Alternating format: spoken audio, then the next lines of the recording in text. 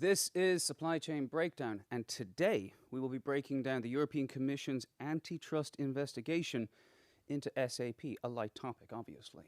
You know who I am. I'm Conor, Communications Director here at Lokad, and to my left, you know who it is. As always, Lokad's founder, Joannes Vermorel. Now, before we get into the meat and potatoes, two quick pieces of housekeeping. Number one, as I already mentioned in the live chat, our usual producer, Alex, is on vacation. I hope he's having a good time. So I will be both interrogating Joannes on European law and manning the live chat. So get your questions in. You're talking directly to me today.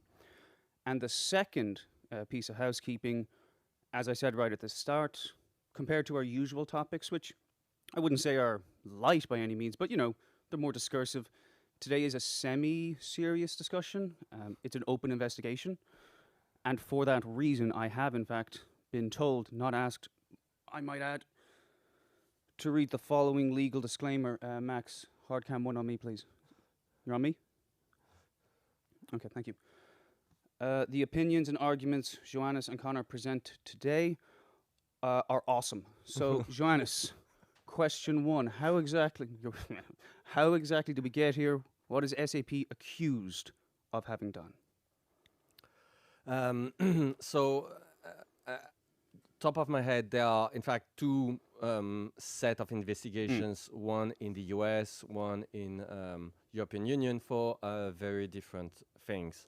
In the US, this is essentially a dispute with Teradata over their columnar data storage. So Teradata has been doing this columnar, I would say, has developed a columnar database about 20 years ago. And it turned out that this design also exists also in SAP HANA. And there is a dispute on whether SAP would have actually used some IP that was the property of Teradata.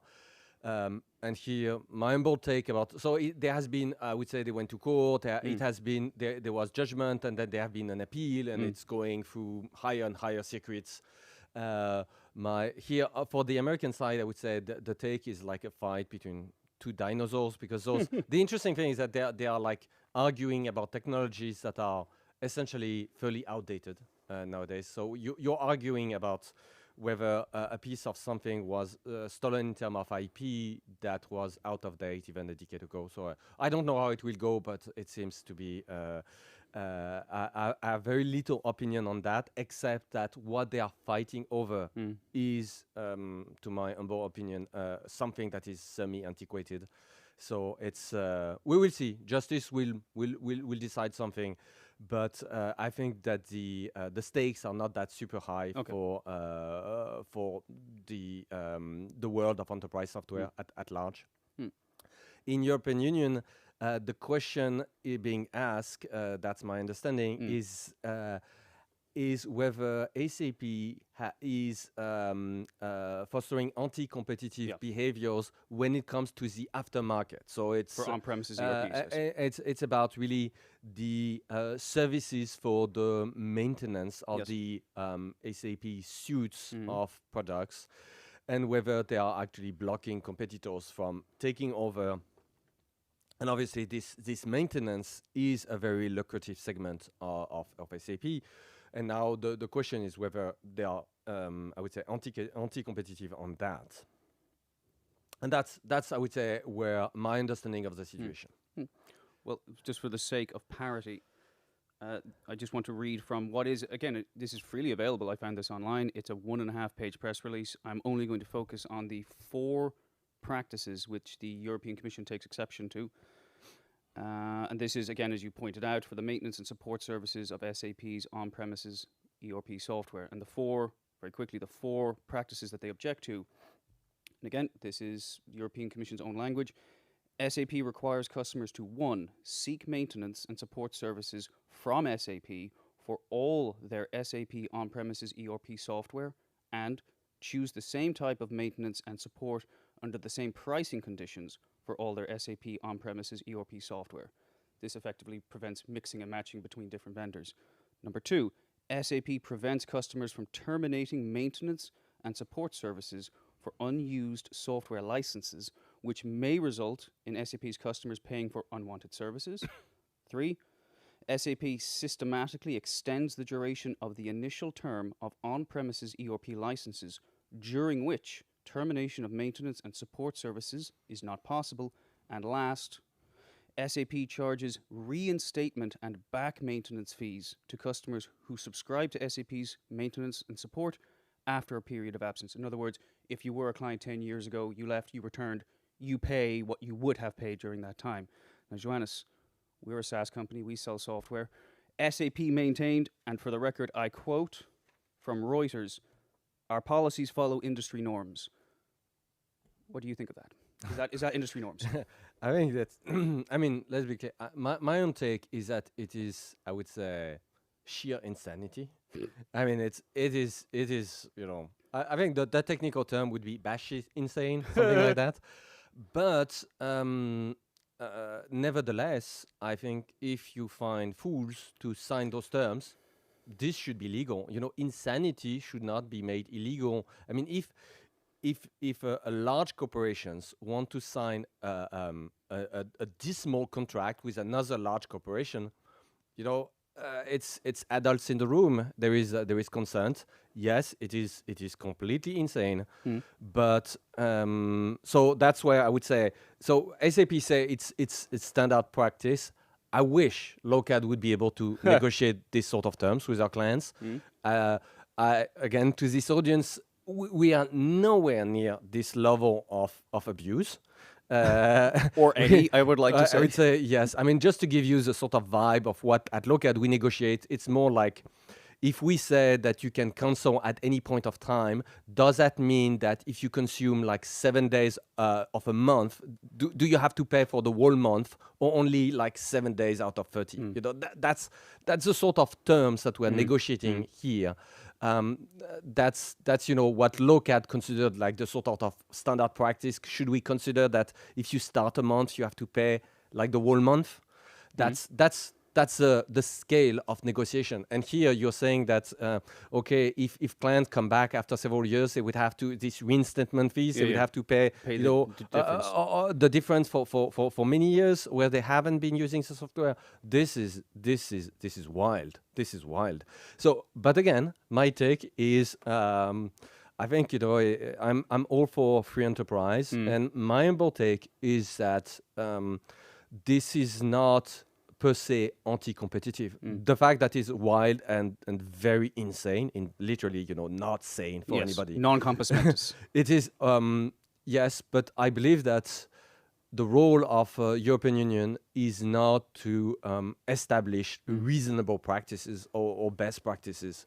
Here at You're basically saying like caveat emptor, like basically buyer beware, fool and his money will be separated. Exactly. Okay. And again, we have to take into account that we are not talking of, in French you would say, la veuve et l'orphelin, you know, people who are like orphans and widows, very fragile people. We are talking of litigations where it was the Voice user group that included names like, if top of my head, it was Siemens, Adidas, Volkswagen. I mean, all those companies are multi-billion euro companies that have their own legal departments with many lawyers. So my humble take is that if with a small army of lawyers you end up negotiating a wholly insane contract with a partner, I mean, it's on you. It's really on you. And I think the idea that you will use the European Union to kind of to whine and say to the legislator, please do something. We signed very, very crappy contracts, and we would like to have some relief coming from you. I think it is not a good precedent, and so my take is that what SAP is doing is very insane. I would not say it's normal practice, but I do not see any reason why it should be actually made illegal. Okay. Well, then another way to put this is, what do you think the European Commission is effectively trying to accomplish with this? Because it sounds like this is almost an interference with free market.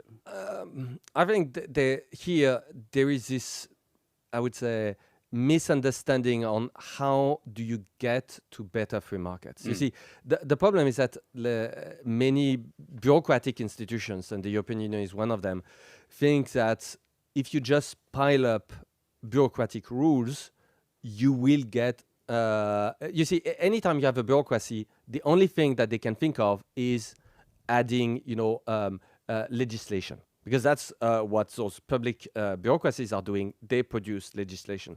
So whenever they see this sort of situation, they think, oh, what sort of rules are missing from the market? And my take is that none. This is on the contrary. The more legislation you produce, the less free market competition you get. And I think, for example, the example would be GDPR, which is an extremely complex set of regulation. It is maddeningly complex. I don't think it is. I mean, we are talking of something like 800 pages for the core documents and thousands of supplementary materials, thousands and thousands of pages of supplementary materials if you want to kind of have the right interpretation. And that's, for me, on the contrary, this sort of extremely thick, complex regulations are exactly the sort of fertile ground that foster anti-competitive situations, just because small companies do not have the resources to deal with this insanity. So you see, my take here is that what they want is, and I think the intent is genuine, what they want is to have a more open, more vibrant market in Europe for enterprise software. Fine with the intent. The execution is they will establish a bad precedent where if it goes through, it's not, SAP is there's not no sanctioned timeline yet. here. If it goes through, it means that every single large company will have to think twice and have extra layers of lawyers, because when they sign a contract with another company, then it means that European Union can actually interfere with this contract, even if, frankly, it's just, yes, it was a very good contract for one of the two companies, but again, why should European Unions be taking sides on these sort of things? And the second thing is that for smaller companies, it will mean that we will end up with another layer of complex documents that will further regulate what is allowed and not allowed. And again, if we think of the end game consumer, citizen in Europe, I do not see any real situation where it would be like a net benefit for the average citizen in Europe. Well, again, I want to come back. Sorry, I asked you what you think the European Commission is trying to accomplish. I want to read you a short quote, which is, again, it's a 1.5 page document, European Commission press release from the 25th of September. And herein, I quote verbatim, and then I will ask my question. So this is from Teresa Ribera, Executive Vice President for Clean, Just and Competitive Transition. Quote, thousands of companies across Europe use SAP software to run their businesses, as well as its related maintenance and support services. We are concerned that SAP may have restricted competition in this crucial aftermarket by making it harder for rivals to compete, leaving European customers with fewer choices and higher costs. This is why we want to have a closer look at SAP's potentially distortive business practices to make sure that companies that rely on SAP software, key point, can freely choose the maintenance and support services that best fit their business needs. Now, your position there is that multi-billion-dollar companies do have choices. They're just making trade-off decisions.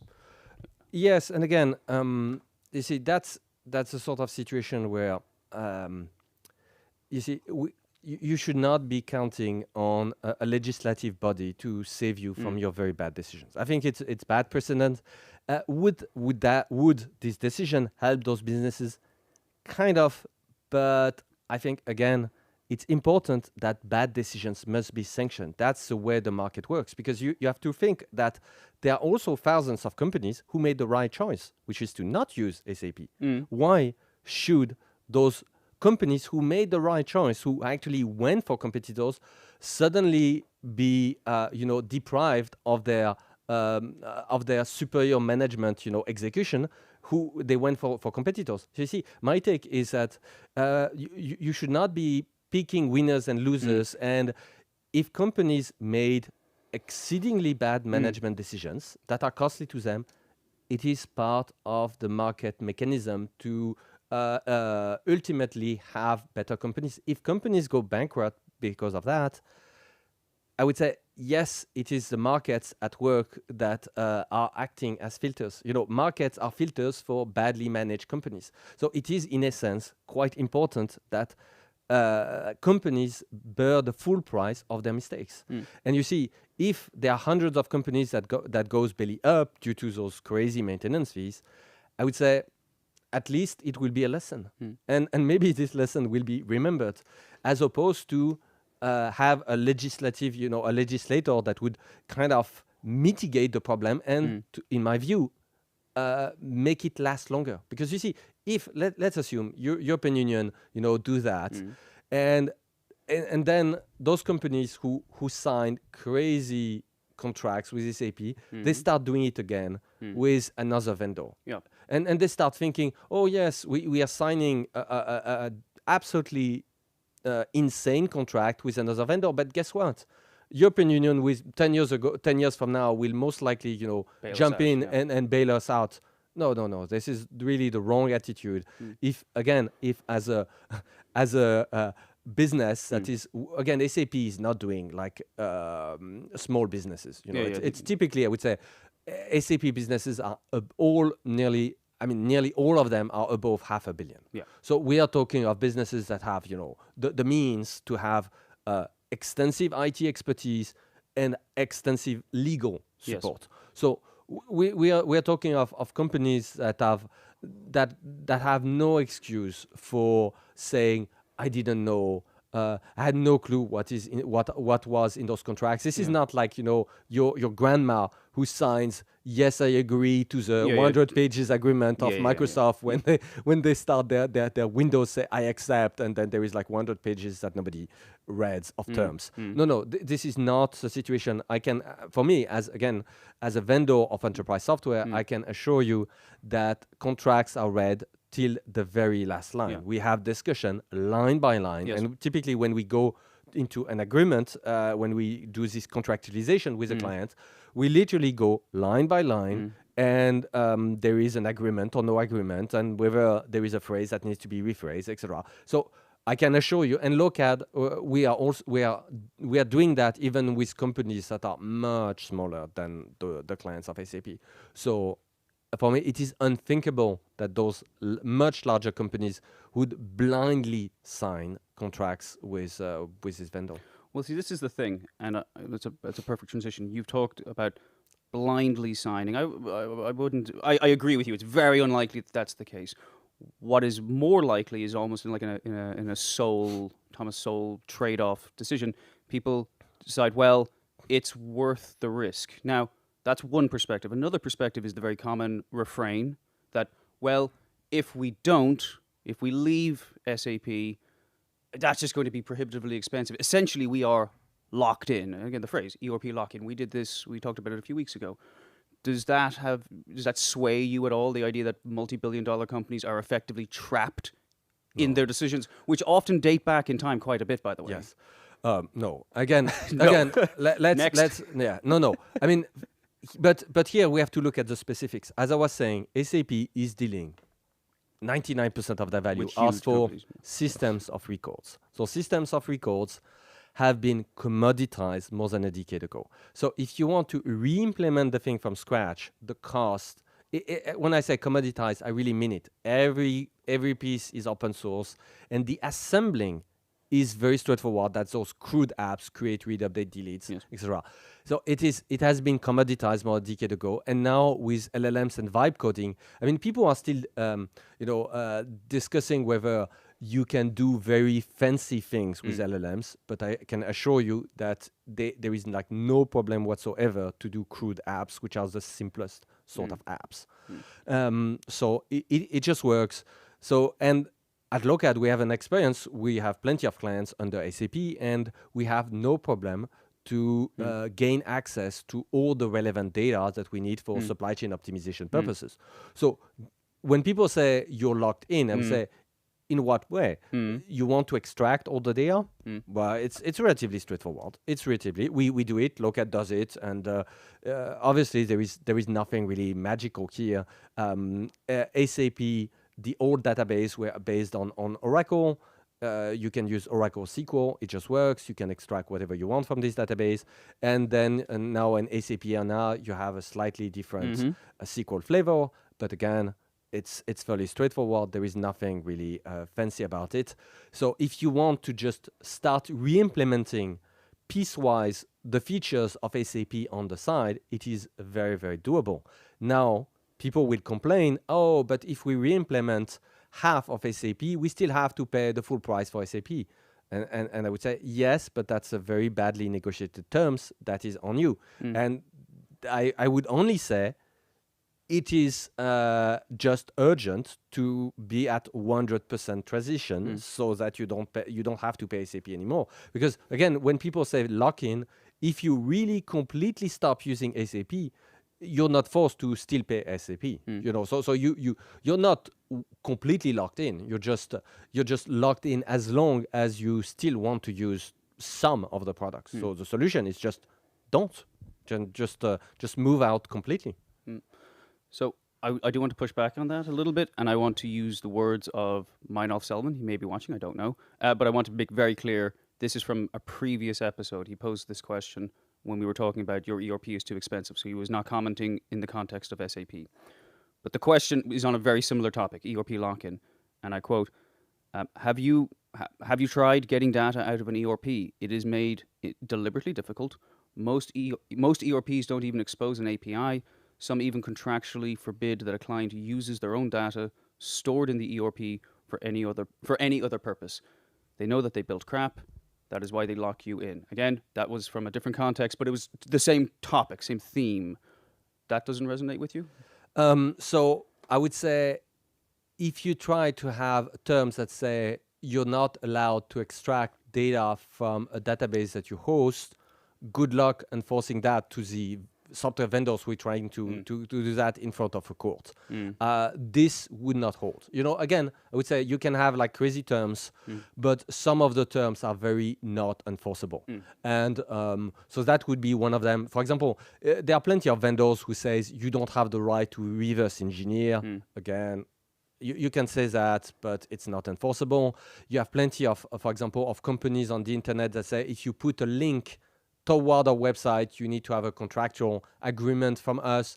No, it's not enforceable. So for me, those are a lot of things where I would say, don't worry. This is, again, I'm not a lawyer, so take that with a grain of salt. I read a disclaimer at the start. But I do not see that enforceable in any way. And practically, SAP is not policing every single one of the client to see if they have done any kind of data extraction, especially if it's just to restart another system on the side, etc. So no. But then people, when this comment is. Yes, there is a sizable amount of complexity. We are talking of an ERP that has 10,000 tables. That's going to be a sizable undertaking. Yes, absolutely. When I say that ERPs were commoditized, we are still talking of multi-million initiatives to actually get the jobs done in a large company. So it's not going to be like a small thing. Well, this is the thing that, and I want to push forward just a little bit here because I don't want to get lost into the structure of software, but I do want to focus on how we can tease apart, let's say, responsibility a little bit more. Because again, I don't want to, we reached out to SAP for comment. My arms weren't long enough. They didn't respond. But they're not here to defend themselves, and we don't have a client in the studio. So we are going to speculate here, and I don't want to victim blame. But what I do want to discuss is if we take if we take all the variables that contribute to a problem, how much of them might be on the part of SAP? We've already covered the litigation there. How much of them are squarely within a client's control is something that we can discuss. Because again, at some point, somebody opened the door to the henhouse. Somebody signed a contract. Why do people sign these contracts? What is it that they're trying to accomplish when they make these potentially mental commitments? Yes. I would say, how do you trade the situation when if your wife ends up spending all your salaries on Labubu You know, that is just insane. It is for me, the insanity. Just look at Labubu. It's overpriced gadgets. People are crazy about it. Is it the fault of Labubu, of the company operating that, to actually sell overpriced gadgets? No, it's really on the buyer's front. So my take here is that there is a lack of accountability that is very strong within, I would say, the market for those extremely unwise IT decisions. And you see, the problem is that if the companies who are currently whining about SAPs were just doing the right thing, which is to fire all the people who have ever been complicit in this decision, I would say, on a grand scale, it would kind of solve the problem. Because you see, the problem is that if those companies do not sanction quite brutally and quite visibly the people who are making massive mistakes. I mean, again, you would say, imagine, because we're talking of costs that runs for the audience. People would say, "Oh, it's just software," but yes, but if we're talking of overheads that are in the hundreds of millions of euros. Yes. It's not very different from burning a warehouse. Burning a warehouse would cost you dozens of millions, and here it's a different sort of cost. Yes, there is no risk. Burning a warehouse would have the risk of actually injuring or killing people. With software, it's okay; it's just money. But still, we're talking of amount of money that are absolutely enormous. Yeah. So this is very real, and my approach would be the problem is that for the companies who are doing those bad choices, they need to look inward and say, why did we do those bad choices, and why are we still doing it? You see, because you were saying very rightly that those choices have been made sometimes like 30 years ago. But it was a bad choice repeated over and over and over. Why is that? It's because there is no accountability. Nobody gets fired for that. They should. You see, because for me, that's a discussion when people tell me there is vendor lock-in. That is the easy option. That is the sort of middle manager bureaucratic answer. Oh, I cannot, we struggle so much with this vendor, but you know what? We have vendor lock-in. Yeah. Turn out, just imagine if you say, okay, accountability, all the people who are responsible for this mess are fired. This is harsh. Next generation of middle manager, they say, you know what? We are going to think twice, and I think this vendor lock-in, there is an escape hatch. We can hack the situation to kind of find. You see, it's if you have a culture where nobody is ever sanctioned for dismal IT choices, then don't be surprised as a large company if dismal IT choices are made over and over and over. So you see, for me, the solution lies squarely on the buyer side, and it's very important to sanction, and I say to take it very personally and sanction the people responsible for that. That is the sort of situation where, you see, there is this thinking of be tough on problems and soft on people. That works when you're solving scientific problems. If you want to solve a problem of new hardware engineering or something, yes, this is a correct attitude. But if you're solving a problem that is not intellectually difficult, but the problem is the incentives are all wrong, and really you have a problem with perverse incentives that are just I would say acting as completely toxic compounds into your company. That's so. Then you need to have this to make the people who hold responsibility personally accountable. Again, as a large corporation, the sanction that you have at your disposal is that if you have again, and when you say employees, again for the audience, I'm not talking of the little guy in the IT. Exactly. We are talking of highly powered executive with salaries that are hundreds of thousands of euros a year.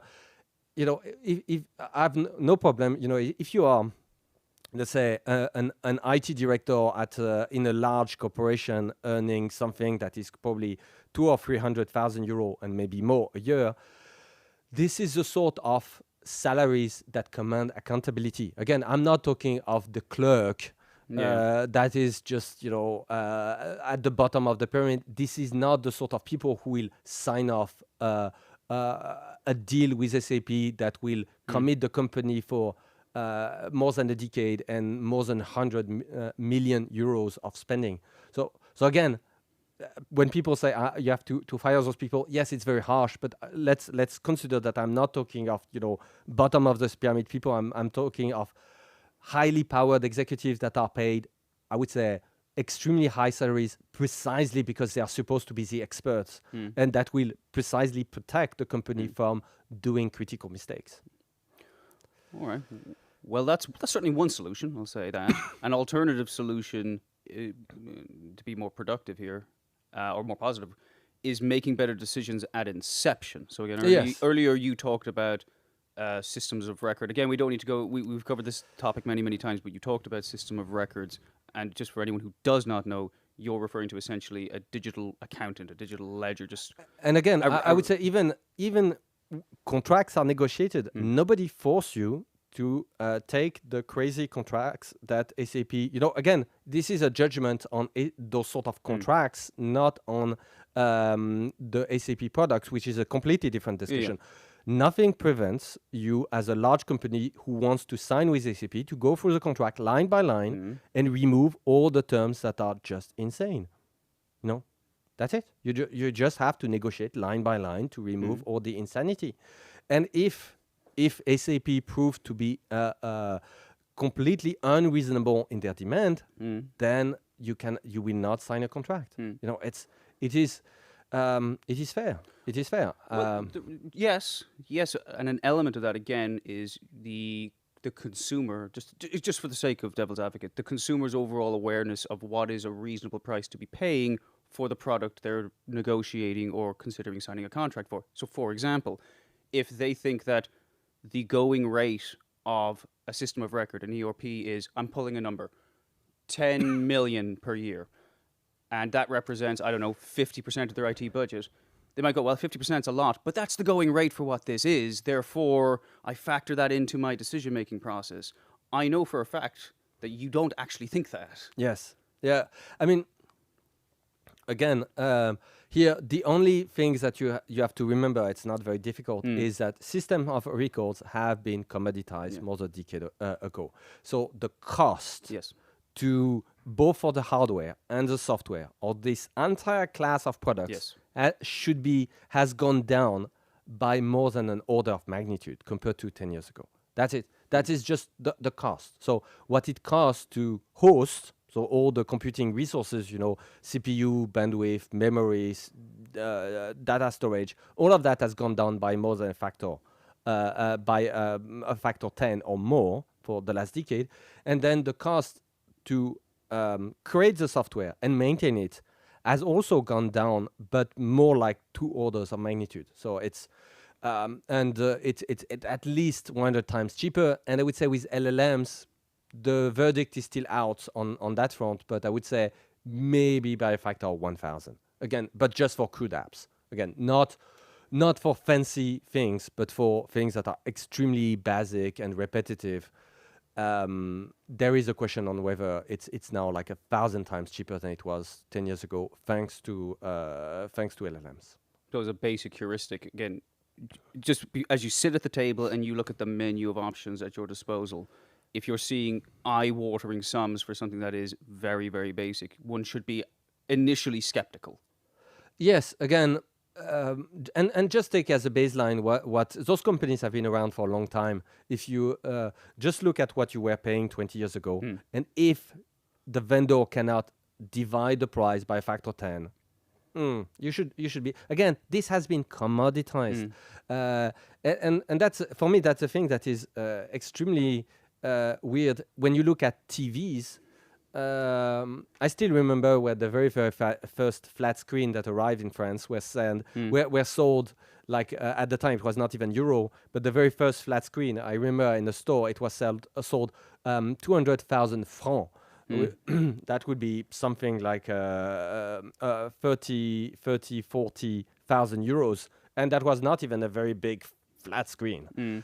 So that, yes, and nowadays it is obviously 2 orders of magnitude cheaper. So that's the sort of price discount that you should expect if you're looking at things that are roughly similar feature-wise. And the reality is that, again, for those, if we're talking of ERP, which should be named ERM, Enterprise Resource Management, those things have been, feature-wise, they have been stable since the late 90s. It is to know what you produce, what you have in stock, what you sold, the list of suppliers, your list of clients, and the transactions. Yes, it's a lot of things to enumerate, but it's very much bread and butter. There is nothing fancy there. We get, sure. And a person, a naysayer to that position would point out that, well, you're comparing the functionality of ERPs 20 years ago or 25 years ago to today, whereas someone might say, not necessarily me, don't get mad at me, that an ERP is much more capable now and is a critical part of the decision-making process in the supply chain. It is not. It is not. I mean, again, that's a value, I would say, a subjective assessment. But again, I've been in this market of enterprise software for now almost 2 decades. Almost 2 decades. And it is not. And with our clients, I can see, because some of our clients are using ancient system, and I look at their capabilities and I compare them to people who have like a very modern system, and they are like pretty much the same. So again, I'm talking of we have clients that have systems that have barely evolved since the late 80s, and some who have like brand new ERPs, and it's not fundamentally different. That's the sad part, is that when it comes to this ERM perspective, enterprise resource management, where you want to track all your assets, it has been a while since it has been complete. Yes, there is a little bit of few extra plumbing for the e-commerce. That's a specific channel, but typically the e-commerce would live with its own applicative silo, so it's not a big deal, etc., etc. So it's not. There are evolutions, yes. And there are new modules, decision-making modules that people will buy. But the decision-making modules are not part of system of records. That's also something that is a grand illusion, is that people are mixing system of records, reports, decision, intelligence. Yes. And anything that is decision-related do not belong to a system of records. So you need to really segregate that. And in any case, if you buy, for example, an ERM, so ERP, you will not get any kind of decision-making capabilities. It's just they might tell you it's there. But yes, they will tell you it's there, but it's not. Again, it's just like your email client. Outlook is not communication intelligence. It doesn't tell you what to write. That's the same thing. The ERP is to record the transactions. It is not there to make any kind of decisions. Well, thank you. I'm aware, so 2 messages have come through, and there's a comment as well in the chat, so I'm going to transition to them in a moment. But what I will ask is, before we move to those, it seemed like your abiding or overall feedback here was the only way to unwind was just to like swing the scythe and fire. Any rosier solution? I mean, you see, if you're not willing to announce to SAP that is your intent, why should SAP relent? You see, again, this is a negotiation. If you're telling to SAP, you know what, my only recourse is to get the European Union to back me up, why should SAP relent on anything? You see, if you want to be able to negotiate, you need to be in a position where you can say no. You can say no, exactly. I just wrote that down, key phrase. It's just super basic. So unless you're willing to engage a discussion with SAP, say, unless you just remove those insane clause from your contract, or we just walk out completely, you do not have leverage. So that is the starting point. That's otherwise you won't even be able to negotiate anything. And I think and again, you have to be true on your promise. And the interesting thing is that when the cost of re-implementing the entire thing is a small fraction of the maintenance cost, This is not like an abstract threat. This is a very concrete threat. And I believe that SAP people are no fools. And when they will see that, yes, the client can actually re-implement the whole thing for a fraction of what they ask in terms of maintenance fees, there will be a negotiation. But again, it has to be genuine. You cannot, it's not like you cannot play poker. You need to have the real cards in your hands so that you can have the trust and have like I would say an actual negotiation. If you're not absolutely utterly convinced that you have an alternative, then you cannot negotiate. It has to be real. It has to be real, and you have to have the willingness to be acting on it if the negotiation do not fall through. Again, if you don't have that, you cannot even start to negotiate. So that my take is just make sure that you have a real alternative that is already in progress, that is ideally much cheaper than SAP, and be convinced that it will work. Yes, potentially it will be a little bit slow, a little bit bumpy. It might not be, that's why you're negotiating with SAP. Yeah. Maybe if you negotiate the good terms, this alternative that also has maybe some downside of its own, you will never have to activate the thing entirely, but at least it is there, and that will give you leverage during the negotiation. All right, well, thank you. I'll push on. So, private DM, I'm reading this in real time. Thanks for the ideas and insights. Let's be practical.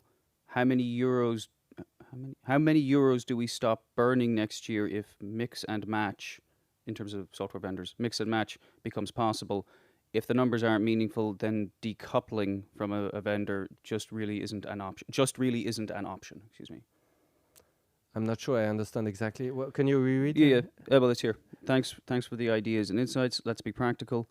How many euros do we stop burning? So it's again, if you are locked into your service with, I think it's what's really the differential between being stuck with SAP and then being able to mix and match who you want to work with in the marketplace.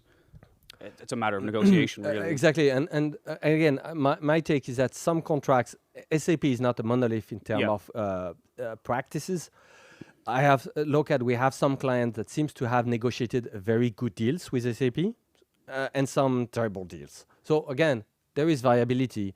It's not a monolith in terms of pricing. So my suggestion would be you have to look at the specifics. And also you have the economies of scale, because that's interesting, is that developing software is not very scale sensitive in the sense of the amount of transactions. So if you have a company that is, let's say, over 10 billion euro of annual revenues, most likely your SAP fees are extravagant. And thus, the cost, comparatively to the cost of re-implementing the thing, that will be very cheap. If you are one of those companies that has, let's say, 200 million of annual revenue and you are on SAP, then that might be very different, because again, let's imagine that re-implementing the whole thing for your purpose is 10 million euro. If we are talking of a company that is 10 billion plus, that is a non-issue. If you're a company that is 200 million euro turnover, this 10 million flat fee to re-implement an alternative it's going to be difficult. So you see, again, your mileage may vary. I would say my intuition is that the larger the company, the bigger the opportunity to just to go for an alternative. If you have those terms if you're suffering from those terms. Well, the next question is from Manuel. We've touched on it before, so you can probably be a bit terse here. If the company or the company in question is already using an SAP ERP, they're likely dependent on the services, and thus SAP has much more leverage or negotiating power. So it's just the asymmetry of absolutely. Of incentives. That's why you need to have a real alternative. You need to have a real alternative. And again, basic line is that ERP's technologies have been commoditized a decade ago. So literally rolling out in-house, potentially with some outsourced IT talent, an alternative solution is cheap and fast. That is something that most companies can achieve within 2 years. So that's as again, for this audience, Lokad, we have just rolled out our own completely custom CRM, very complex B2B, and we got some help from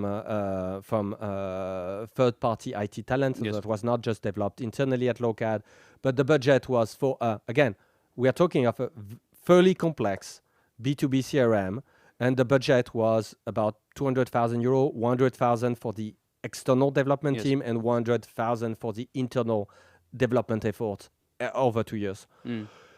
So that just gives you a vibe of what does it mean to develop a very complex CRM. It's a little bit of money, but frankly, it's not that much. So ERPs can be much more complex. I agree, but again, if we're talking of a few millions, you can have something. And again, the interesting thing is that if it's bespoke, I would say over 95% of the complexity of a traditional ERP, so something that is not bespoke, will evaporate just because when you look at Lokad, that's our experience. When we look at a typical ERP used by an actual company, there is 10,000 tables in the ERP, but only 500 that are actually used by the clients. So there is like so many tables that are just dormant. They represent features or capabilities that have never been used, that are not even remotely relevant for this company.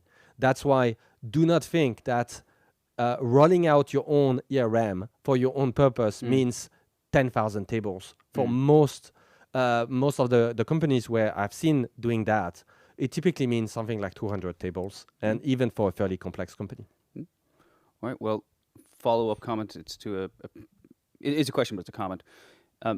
Realistically, Joannes, is it really as simple as just exiting your ERP with SAP?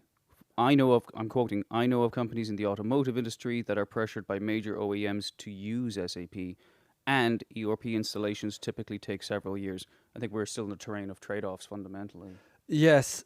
And again, wrong. you have to you have to investigate what are they exactly pressuring you with. There again, if you what exactly do they seek by you having SAP? If it's about compatibility for electronic data interchange and something, yes, you can have this compatibility without going for SAP. You really have to look at the specifics. And again, I say, due to the culture of never sanctioning, so firing people for making the wrong choices, you have those cultures where the people would just say, "Oh, we have pressure." They will always find excuses. Yes. You see, that's why I say it's important. The step one is to fire the people who have made the dismal decision, because until you do, you will have a culture that permeates your entire company where it's completely acceptable, where excuses will be found to never do the right thing. That's there is this phrase, I like it, is you can either have results or excuses, but not both. So the problem is that if you have a culture where having an excuse for not doing anything is rewarded, or at least not sanctioned. Or making bad choices is rewarded. It's why would you expect that anybody is going to stand? Imagine you are part of the IT department of this company. Those choices have been dismal, but you've been promoted for it. And you have zero personal accountability for that. The company is in a situation where it overpays like crazy with terms that are insane. And still no sanction, and then you have and this is not just one person. You have all the people in the hierarchy that just feel, okay, why should I actually try to oppose this insanity while it's only going to be complications for me? Because ultimately my salary doesn't depend on how much profit the company does. So it's a very distant problem for me. And if I just find excuse like, oh, it's our partners, oh, we have a vendor lock-in, oh, it's this or that or that or that, then I have my free cards where I'm blameless, and that's it. I just maintain the statu quo, and for me, it's good enough. You see, that's that's, by the way, something that I discuss in this book, this Introduction to Supply Chain, is that in large companies operating supply chains, you have many all the incentives of all the participants are not aligned with the interest of the company. And it's very important to identify what are the incentives at play. Until you do, your company will suffer from adversarial behaviors where people are favoring solutions that are, I would say, disadvantageous for the company just because for them personally it is the correct move. And here I see this sort of situation are playing very strong. And if we want to have a look at what is happening with, for example, enterprise software, what I see with SAP is that very frequently, if you happen to be the IT director that is involved in a massive SAP project, you can typically land a very good job afterwards into a company that is part of the SAP ecosystem. And you see, that's like all the wrong incentives. That means that you have someone who is like pushing for something, and that will ultimately benefit from a position that is, there is no bribe. You know, the bribes are so 19th century. The typical way it's done in the modern corporate world is you do something that is very nice for me. So for the vendor, I will make sure that you get, maybe a decade from now, a very good job somewhere in my ecosystem.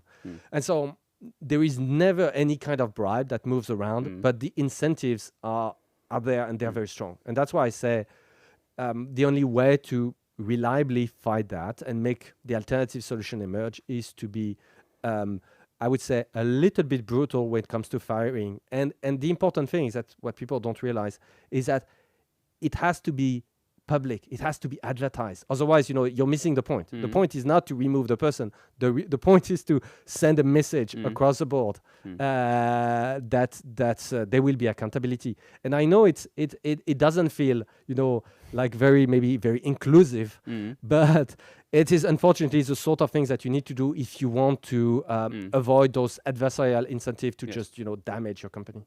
And start mending the process potentially. Yes, absolutely. And then the alternatives will naturally emerge. That will be just a matter of time, but they will emerge. The problem here that we're facing is a situation that is only rotting to the point where they are now invoking like the supreme authorities in Europe, which is European courts, to kind of come to the rescue of those.